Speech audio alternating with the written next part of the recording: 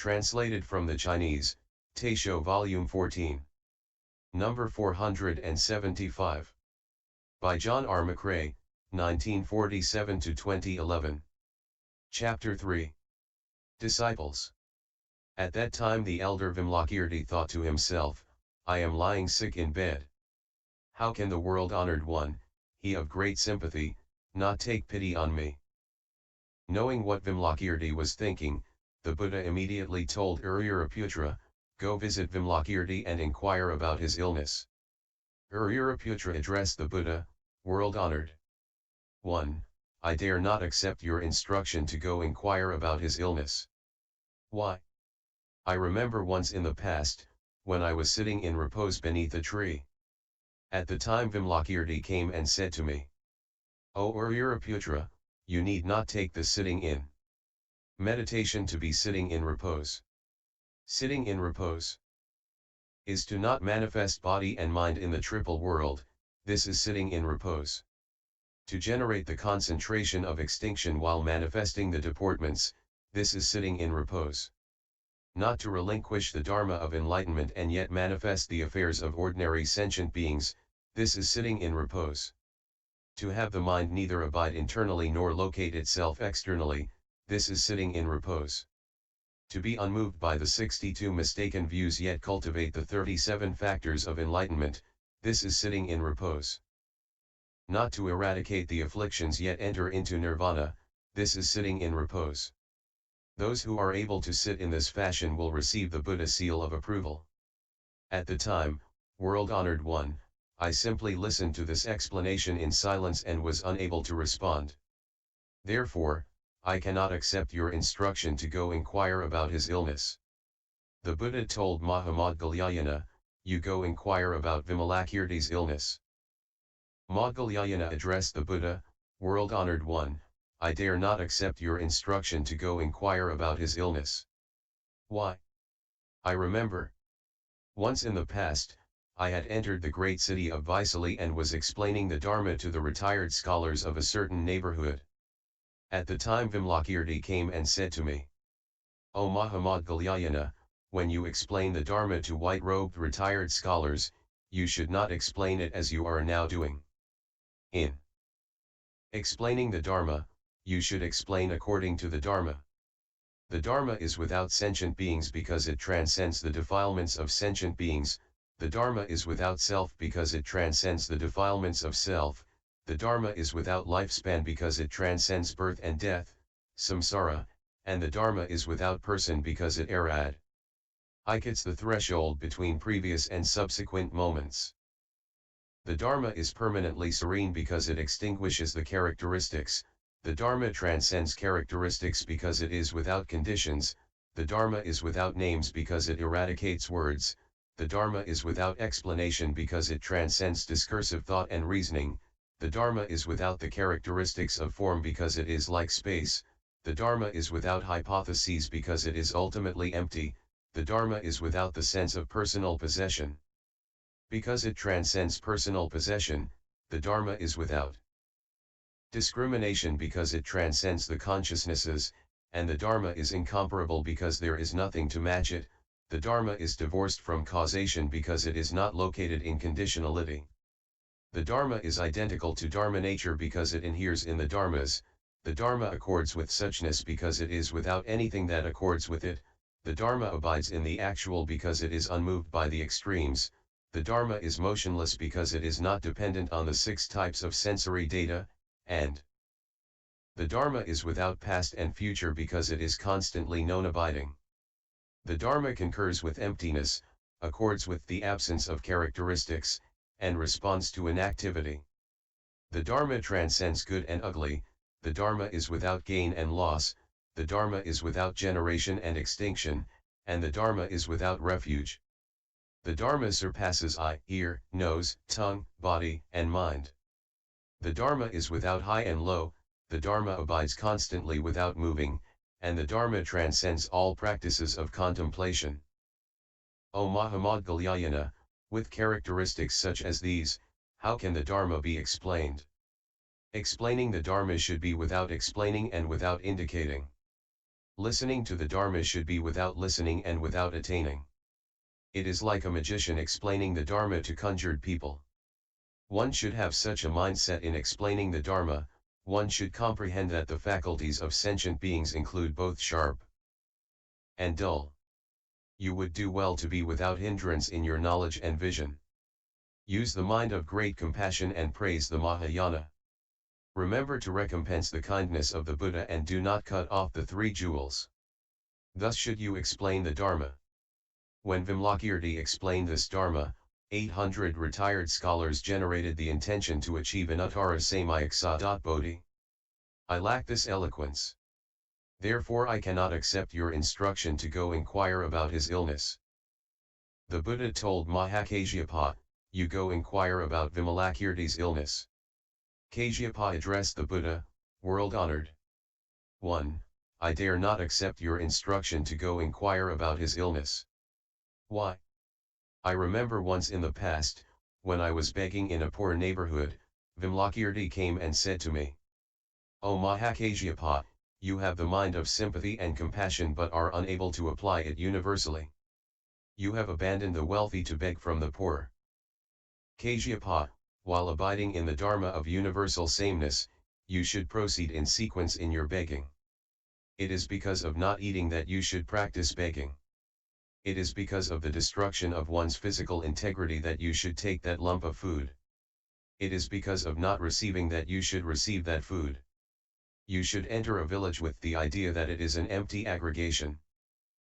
The forms you see are equivalent to what the blind see, the sounds you hear are equivalent to echoes, the fragrances you smell are equivalent to the wind, the flavors you eat should not be discriminated, your tactile sensations are like the realizations of wisdom, and you should understand that the dharmas are like phantasms.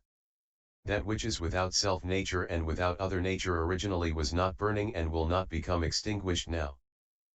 Kasyapa, if you are able to enter the 8 emancipations without renouncing the 8 perversions, using the characteristic of perversion to enter into the correct Dharma, and using a single meal to give to all, making offerings to the Buddhas and the assembly of worthies and sages, only then should you eat.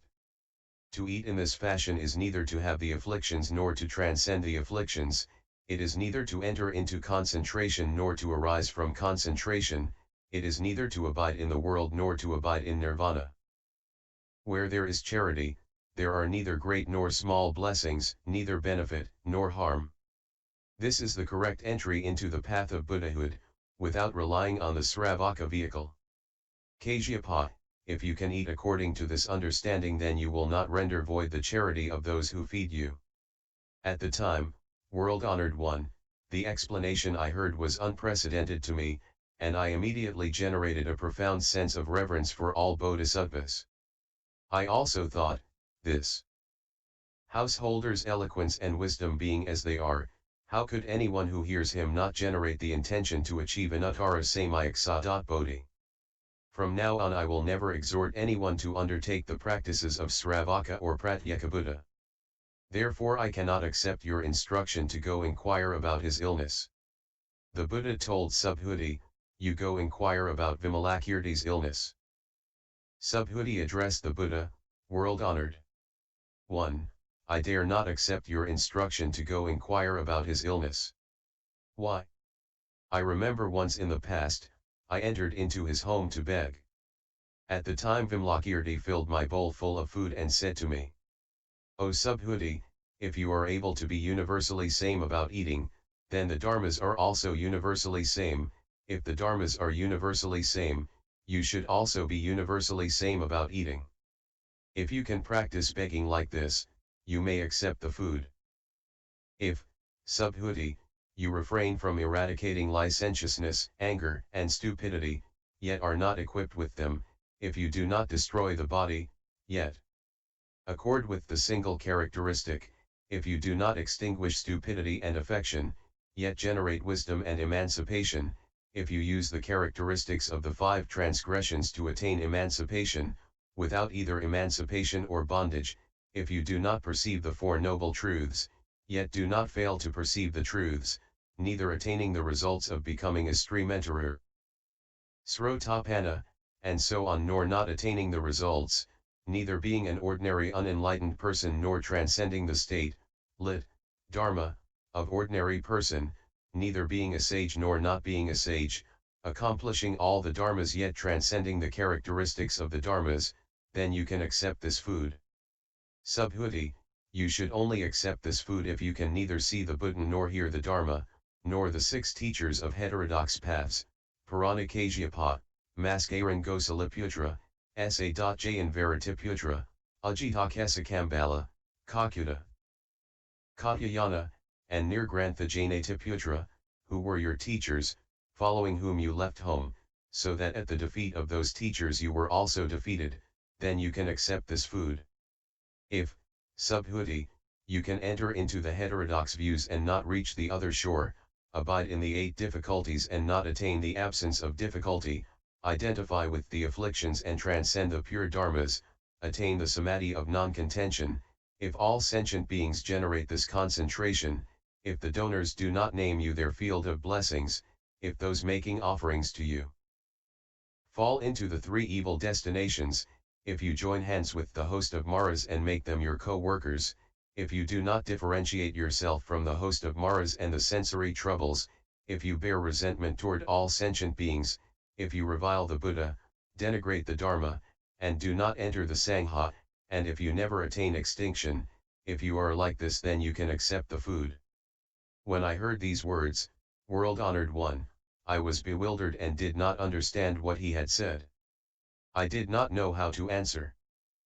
So I put down the bowl and tried to leave his house. Vimalakirti then said, O Subhuti, do not be afraid to take your bowl. What is the meaning of this? If a phantasmagorical person whom the Tathagata has created through the transformation of Kunjari is criticized for this, should he be afraid? I said, no. Vimalakirti said, all the dharmas have the characteristic of being like phantasmagorical transformations. You should not have any fear now. Why? All verbal explanations do not transcend this characteristic. The wise are not attached to letters, and therefore they have no fear. Why? The nature of letters transcends their characteristics, there are no letters. This is emancipation, and the characteristic of emancipation is the dharmas. When Vimalakirti explained this dharma, 200 gods attained purification of their dharma eyes. Therefore I cannot accept your instruction to go inquire about his illness. The Buddha told Purnama Aitrayaniputra, you go inquire about Vimalakirti's illness. Purna addressed the Buddha, world-honored one, I dare not accept your instruction to go inquire about his illness. Why? I remember once in the past, when I was beneath a tree in the forest explaining the Dharma to novice Bhiksus. At the time Vimalakirti came and said to me, O Purna, you should only explain the Dharma after first entering into concentration and contemplating the minds of these people, do not put defiled food in a jeweled vessel. You should understand what these Bhiksus are thinking, do not put lapis lazuli together with crystal. You are unable to understand the fundamental sources of sentient beings, do not inspire them with the Hinayana Dharma. Other and self are without flaw, so do not harm them. If someone wants to travel the great path, i.e., practice the Mahayana, do not show them a small pathway. The ocean cannot be contained within the hoofprint of an ox, the radiance of the sun cannot be equaled by that of a firefly. Purna, these Bhiksus have long since generated the aspiration for the Mahayana, but in the midst of many rebirths they have forgotten this intention. Why would you teach them with the Hinayana Dharma?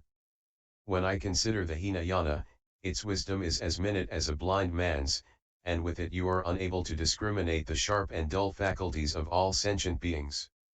Then Vimalakirti entered into Samadhi and made the Bhiksus aware of their previous lives. They had planted virtuous roots under 500 Buddhas and had rededicated them to their eventual achievement of Anuttara Samyak Sadat Bodhi. Learning this, they immediately experienced a suddenly expansive reacquisition of that original inspiration. At this the Bhiksus bowed their heads in reverence to Vimalakirti's feet. Then Vimalakirti explained the Dharma for them, and they never again retrogressed from their progress to anuttara samyaksa. Bodhi.